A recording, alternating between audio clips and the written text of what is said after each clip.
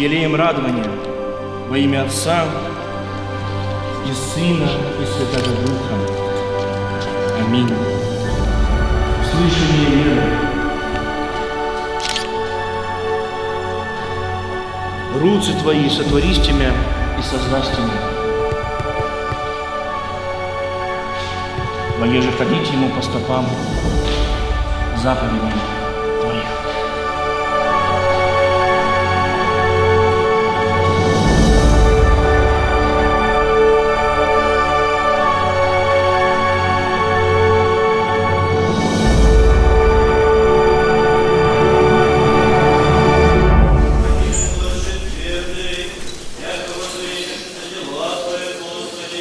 История православия в Якутии начинается в 1632 году, когда казак Петр Бекетов основал Ленский острог, названный позже Якутском. Эта дата считается датой вхождения Якутии в состав российского государства и принятия местными жителями православия. Казаки и священники шли по Лене, главной дороге Якутии. И именно при Лене приняло крещение первым. А Ленск с восстановлением якутской епархии стал кафедральным городом. Здесь был построен храм в честь святителя Иннокентия. В Ленске находится и памятник святителю. Река Лена – главная артерия Якутии. По ней 385 лет назад пришло святое православие сюда, в эти земли. Сегодня мы расскажем о том, как живут православные якутяне. Что значит для них вера Христова, как помогает она им переносить трудности, находить смысл жизни. Православная община Ленска весьма многочисленна. В городе работает воскресная школа и центр православной культуры. Воскресная школа прихода уникальна. Ежегодно ее посещают сотни детей. Много лет здесь преподает Татьяна Максимова. Я когда-то в 90-х годах училась в Академии образования Российской Федерации и была на основах православной культуры. Там познакомилась с преподавателями такого учебного курса необычного «Истоки». Он сейчас идет во многих регионах нашей страны и в Ленске тоже. И вот там, когда мы знакомились с историей культуры, я вообще была человеком не воцерковленным совершенно, даже вообще и не думала о том, что когда-то буду ходить в храм и читать литературу, допустим, святоотеческую. И вот тогда что-то затронуло так глубоко. То ли, может быть, вера преподавателей, может быть, вот наша история российская. Ну вот как-то вот почувствовала, что я без этого просто не могу уже. И больше всего я жалею о том, что раньше этого не случилось. И потом почти сразу тут у нас работала учительница, она уже тут набрала группу детей воскресной школы, и почему-то она решила пригласить меня. Когда я отказывала, что я ничего не знаю, она говорила о том, что ну вот и узнаешь, вместе с детьми пойдем. Воскресной школы вот это еще не было. Чуть подальше от храма стоял вагончик. Сначала в нем жили строители храма, потом вот этот вагончик отдали под библиотеку и для деток воскресной школы. Они с удовольствием пришли, наши ребятишки из первой школы, из третьей школы начинали ходить. С удовольствием прибегали. Мы читали книжки, читали закон Божий и пили с ними чай. Нам мамы стряпали булочки. Было очень, хотя зимы были очень суровые, я помню, а у нас было очень тепло и уютно. И ребятишки прибегали не только в воскресенье, но и в другие дни тоже, по возможности. Потом построили воскресную школу замечательную. Тут уже появилось и больше преподавателей, групп больше, и мамы как-то стали, и молодежь, мамы молодые приходят в храм. И вот они стараются своих деток отправить к нам в воскресную школу. Мы еще ездим в экспедиции историко-православные, краеведческие экспедиции. И тема у нас такая, мы занимаемся храмами. Храмами сначала Ленского района, мы нашли тут очень много храмов, поставили поклонные кресты на этих местах. А сейчас мы вышли за пределы республики, по Иркутской области прошли. Нас земля Ленская интересует, Приление, храмы Приления. И вот мы сделали это. У нас остается только третий этап. Мы прошли от первого населенного пункта на реке Лени сверху до Ленска. На это ушло 2 года. Описали храмы, искали с жителями те храмы, которых уже нет.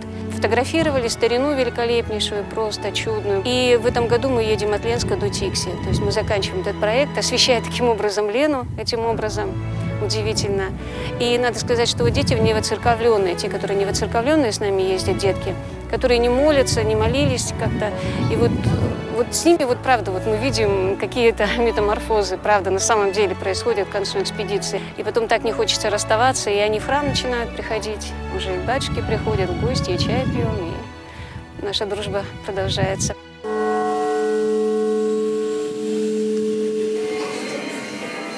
Западная Якутия, город Мирный.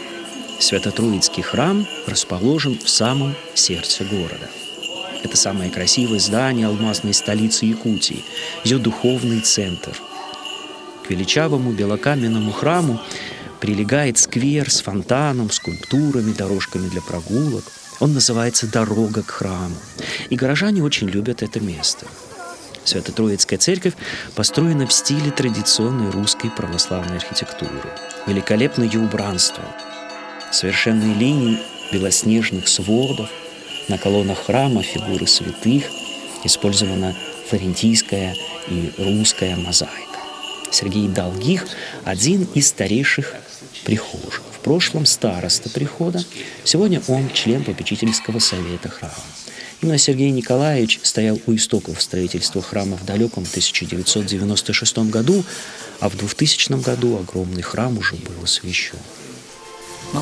Особенности проекта этого храма заключаются в том, что все наши строения на мерзлоте, они строятся на сваях. И несмотря на это, существуют определенные деформации стен, деформации оснований, которые могут каким-то образом повлиять на вот те росписи, которые при традиционных, так сказать, проектных решениях используются. Вот здесь для храма, когда рассматривался варианты, значит, как лучше сделать так, чтобы не было никаких, значит, деформаций, не повлияли на иконы, на росписи, было принято решение все иконы написать на холстах. И холсты уже приклеить, так сказать, к основанию, которое не деформируется. Вот здесь так называемые флеш-стены, которые, значит, стоят за основной стеной и не подвержены никаким деформациям. Я был секретарем партийной организации управления компании. Можете себе представить, какой это был пост? Я генерального директора должен был воспитывать на партийном собрании с главным инженером. И тут вот личная трагедия. Мама погибла, отец через год умер. Вот. И я один ребенок в семье. И, естественно, такое одиночество почувствовал. Вот. И вот начались поиски. Вот. Первая книга, которая мне попалась, это литературное чтение, по-моему, был такой журнал. Маленький такой. Вот. И там был напечатан роман «Сын человеческий» Александра Меня. Да, вот это первая моя книга, которая относилась, так сказать, рассказывала о христианстве, о религии, о появлении всего этого. Я лично считаю, и как бы сторонников, так сказать, такого мнения много, все зависит от батюшки. Если батюшка может, так сказать, вот, объединить вокруг себя, с одной стороны, а с другой стороны, вот я поездил много по работе, поездил много по миру, в Африке работал, тоже в компании. Значит, север какое-то имеет особое вот это вот духовное состояние. Православная гимназия в честь святителя Иннокентия, митрополита Московского, была основана в 2005 году. Образовательная программа гимназий направлена в том числе на изучение православной культуры, воспитание в детях духовности и их всестороннее развитие. Здесь обучаются ребята с 1 по 11 классы. С 2010 года гимназией руководит Лариса Леонидовна Кучеренко. У меня муж военный, и мы львиную долю своей жизни мы путешествовали по миру. Не всегда была возможность где-то иметь близко территориально храм, чтобы пойти на службу. Когда мы приехали в город Мирный, это было в 2002 году, я помню этот день, потому что это было лето, солнечно, что для Якутии теперь я уже понимаю, нетрадиционно в августе. Вот. Мы жили недалеко по Ленинградскому проспекту. Мы только вышли из машины, моя старшая дочь повернула голову вправо и увидела купола Свято-Троицкого храма. И первая фраза была: «Мама, посмотри, как близко храм». То есть на самом деле это вот и первое место, куда мы пошли в Миром, это был храм. Вот такая дорога к храму. Это, наверное, так символично было для нашей семьи, потому что через несколько лет мой ребенок старший закончил школу. У нее такое было очень интересное решение по жизни. Она проговорила мне о том, что она хочет уйти в монастырь, хотя она блестяще училась, она замечательно закончила школу, и она вообще хотела стать врачом. Но это такой переворот в душе. И когда я приехала после первого пострига в монастырь и увидела ее в облачении, я просто ничего не могла говорить. У меня слезы просто вот сами текли. Я так думаю, что слезы радости однозначно. И самое дорогое для меня это то, что уже через несколько лет мой муж поехал ее проведать, и он ей тихо на ухо сказал: «Доченька, слава Богу, что ты здесь». Конечно, для меня вот эти его слова, большое счастье. Как-то Господь все управил, что мы все с пониманием приняли. Сейчас уже наш ребенок 11 лет, находится в святой обители на Украине. Моя дорога личная шла дальше. В 2010 году отец Серафим меня пригласил работать в гимназию. Конечно, слава Богу.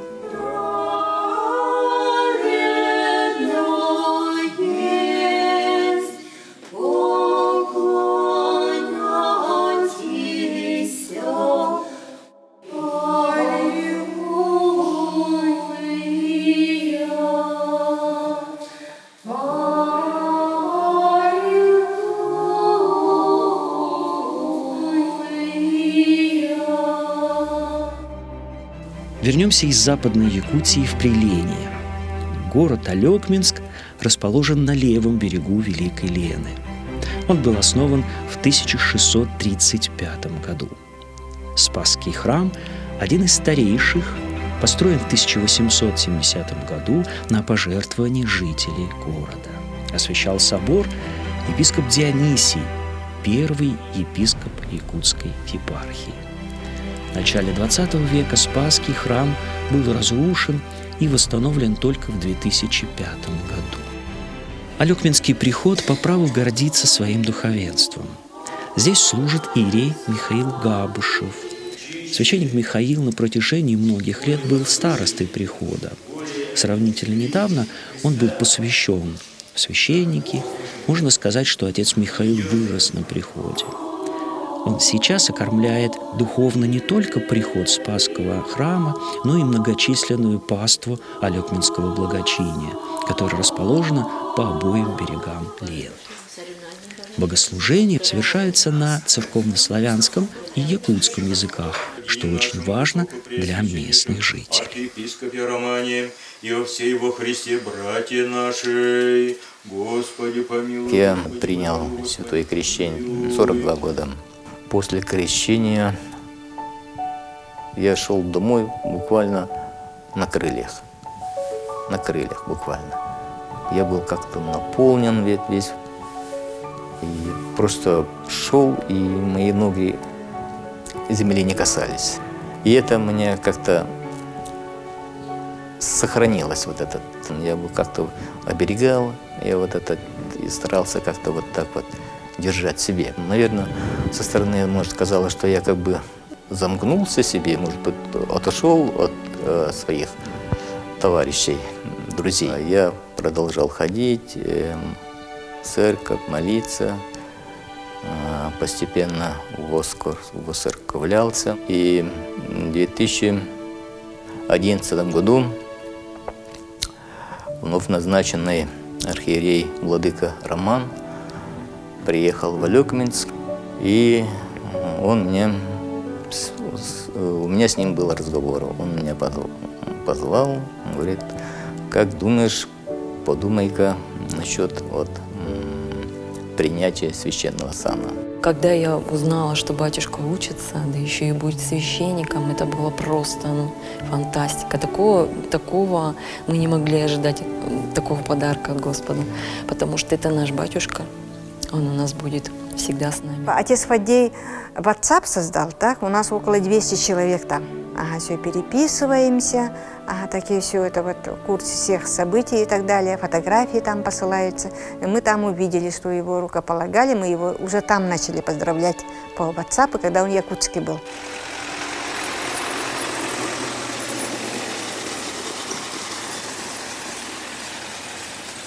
Служение в Якутии без всякого преувеличения самоотверженный, истинно миссионерский труд.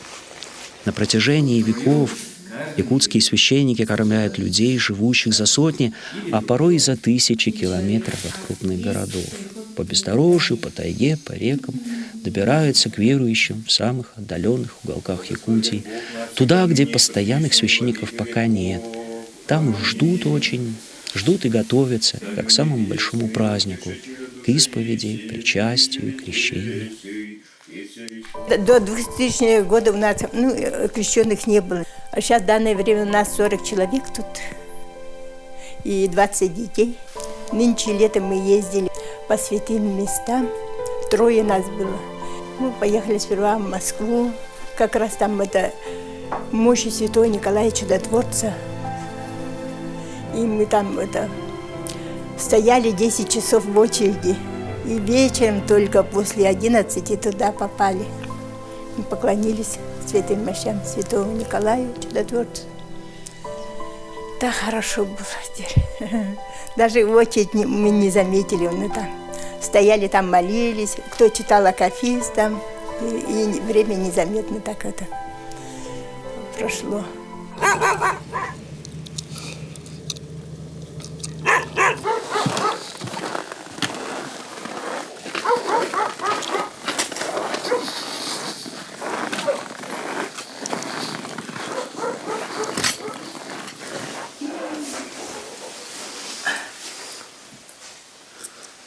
Привет, дядя. Моя жена, она человек такой, правильный, по своему характеру, по своей сути. Она как христианка была.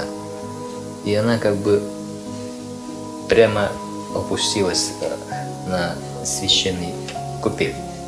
И если грешника как-то, в том числе и я, как-то преображались мы,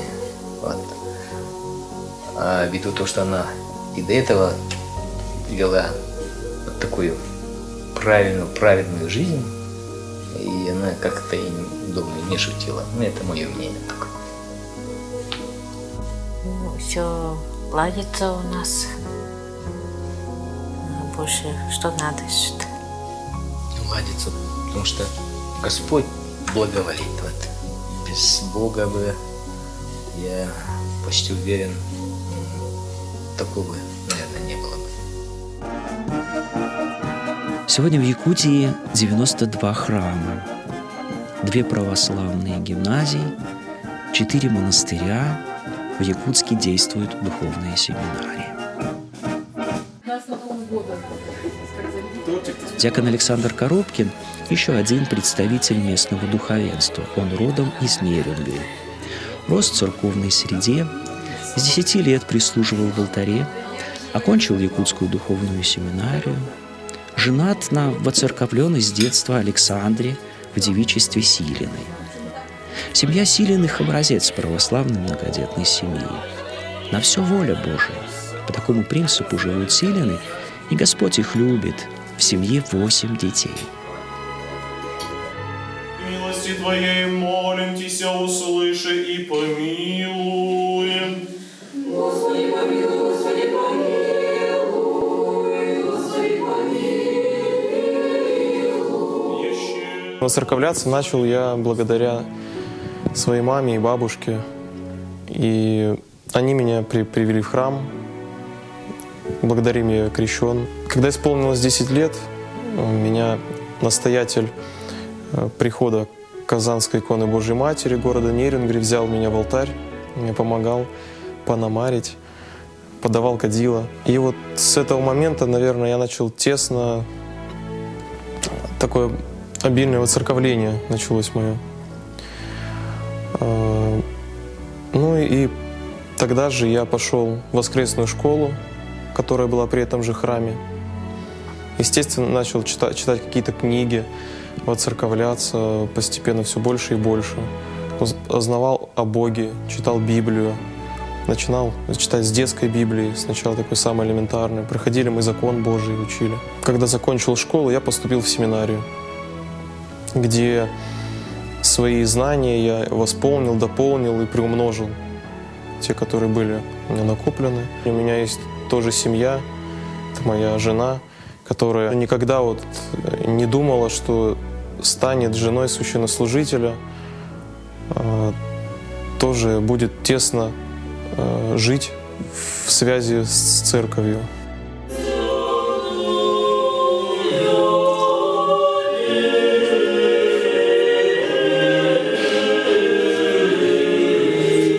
Первый наш взгляд с женой сошелся, наверное, в тот момент, когда мы находились на двух противоположных клиросах храма Якутской духовной семинарии, нашего домового храма. Она пела, училась тогда еще в отделении церковного пения. Я тогда поступил в семинарию на первый курс. И мы, можно сказать, просто раз в неделю виделись какой-то период. Начинали общаться в переписке, даже в соцсетях. Ну, я пригласил ее на каток. Это было весной, в апреле месяце. Мы пошли на каток, покатались, пообщались, мы очень как-то понравились друг другу. Ну, я с того момента сразу для себя решил, что это мое, что она будет моей женой. И нас тянуло друг к другу. Мы с радостью общались друг с другом, хотя во время учебы это было время найти сложно для общения, но тем не менее мы его находили. Я как студент семинарии должен был о своем намерении сообщить нашему ректору. Естественно, я это сделал. И после этого пошел к нашему владыке, архиепископу Роману. Также его очень обрадовал этой радостной вестью. И он тогда же сказал, что сам повенчает нас в стенах Якутской духовной семинарии. И очень, очень обрадовался за нас. Я очень рад, конечно, что у меня есть моя жена, что у нас будет ребенок. В дальнейшем, конечно, я вижу себя священнослужителем, может быть, и в священническом сане, хотя сейчас и пока диаконом служу. Один Бог знает. В любом случае, моя, если светским языком сказать, работа, хотя это не работа, это служение, оно меня удовлетворяет, нравится очень. И в дальнейшем свой храм, в котором бы я мог служить, может быть, его нужно будет сначала построить, этот храм, чтобы там было кому помогать также в алтаре. Может быть, такой же был там панамарь, как и я в детстве, который помогал в алтаре. Чтобы в этом храме пел красивый хор. Вот такие цели, которые сейчас для себя нахожу очень важными.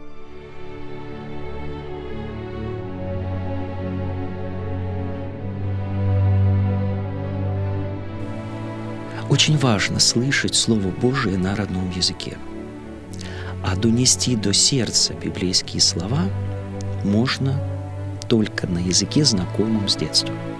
Это прекрасно понимал святитель Иннокентий, митрополит Московский, апостол Сибири и Америки.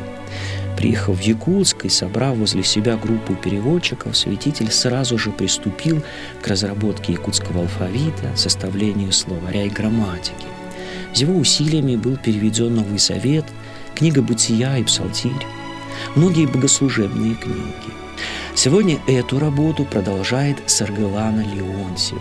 Она руководитель переводческого отдела Якутской епархии. Благодаря трудам сотрудников отдела на современный якутский язык уже переведена часть Ветхого Завета.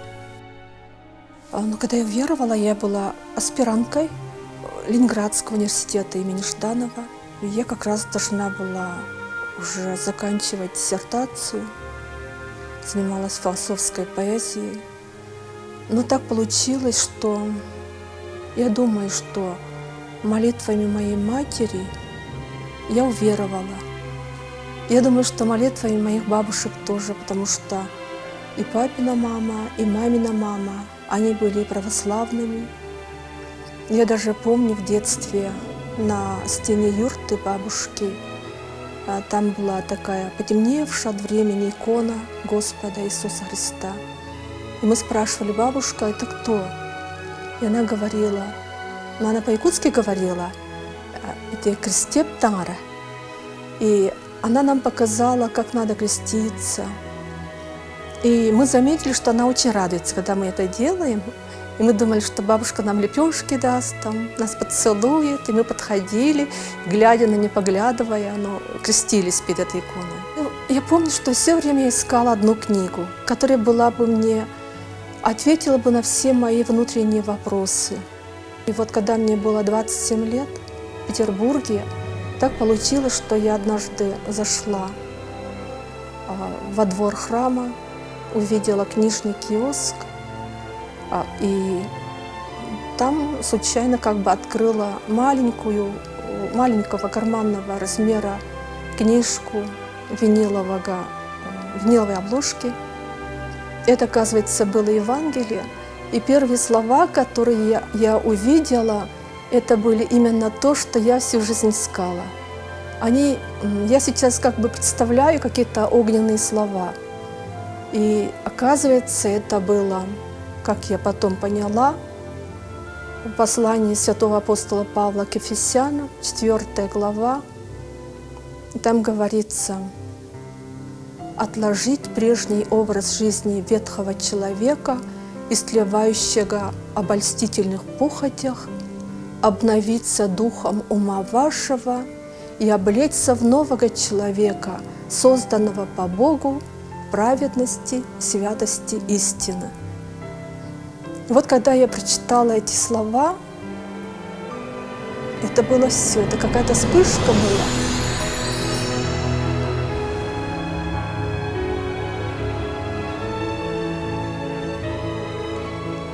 Ну вот так вот. И это было как бы начало, потому что в тот момент я поняла, что я нашла ту книгу заветную, которую искала с самого детства. И что-то произошло в моей жизни очень важное, что даже от меня не зависело. Я помню, что я тогда вечером возвращалась домой в Петергоф. Вечером после электрички я шла. Там такая тишина была в лесу, соловьи пели, темное небо, звездное. И вдруг я поняла, увидев это небо, что оно не такое холодное, вот как раньше, не пустое небо. И все вокруг меня дышит любовью. И эти соловьи — это природа, это небо.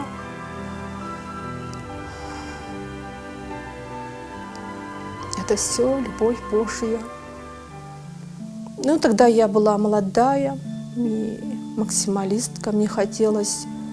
Я не понимала, что для Господа можно и пол мыть, и любую работу для Господа делать, но мне хотелось что-то Ему служить как-то.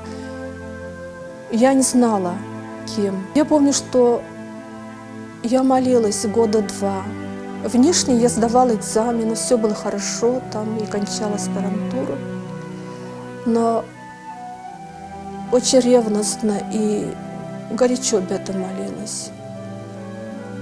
И так получилось, что через 2 года вдруг мне позвонили. Помню, что проходила по коридору своего общежития, вдруг зазвенел телефон, вахтера не было, я подняла трубку. И они говорят: пожалуйста, с 4-го этажа позовите Леонтьева Саркылгана. Я говорю: я вас слушаю, а они говорят: не может быть такого, вы шутите.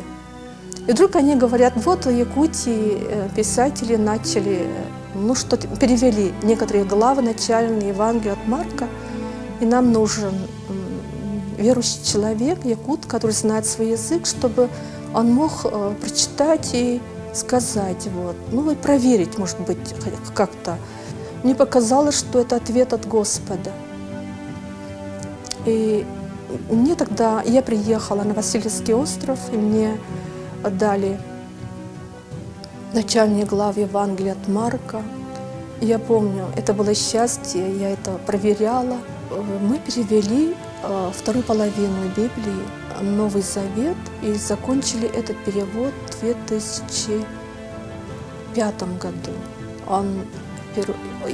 Он был издан и уже переиздан, и в эти дни я закончила корректуру 3-го переиздания. То есть очень скоро выйдет Новый Завет.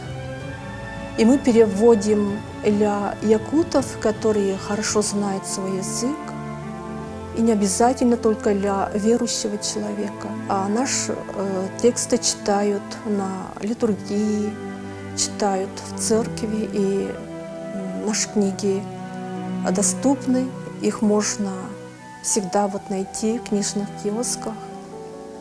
А также его читают и простые люди, потому что на днях я вернулась из Вилюйского Луса с родины, и вечером, когда я ехала на такси, там у соседнего наслега стояли женщины-ягодницы, 2 женщины. И они хотели, чтобы наш водитель их подбросил до определенного места, потому что они должны были добраться куда-то очень далеко за ягодами. И когда они ехали с нами, вдруг у нас завязался разговор, и одна из них, оказывается, меня видела в детстве, и вдруг она спрашивает на якутском, и, используя нашу терминологию, говорит: скажите, пожалуйста, когда выйдут книги Ветхого Завета? Я читаю Новый Завет, и мне очень хотелось бы купить. Они продаются в Якутске. И мне было очень радостно. Конечно, я совершенно этого не ожидала, но даже обрадовал меня не только ее вопрос, но то, что она использовала именно те термины, которые мы используем, и которые знает только тот, кто все-таки следит за нашими переводами, читает. Это лучше всякой награды, это самое, наверное, это самое высокое, самое радостное для переводчика. Каждого человека Господь оберегает, и каждого человека охраняет Божья любовь. Но, конечно, когда ты осознаешь, ты принимаешь эту любовь, тогда ты уже становишься его в сотворчестве с Ним. То есть ты сотворец своей жизни, потому что Господь не будет делать вместо тебя. Он будет призывать, Он будет показывать, Он будет укреплять, подкреплять, но ведь ты сам трудишься, и ты созидаешь с Божьей помощью.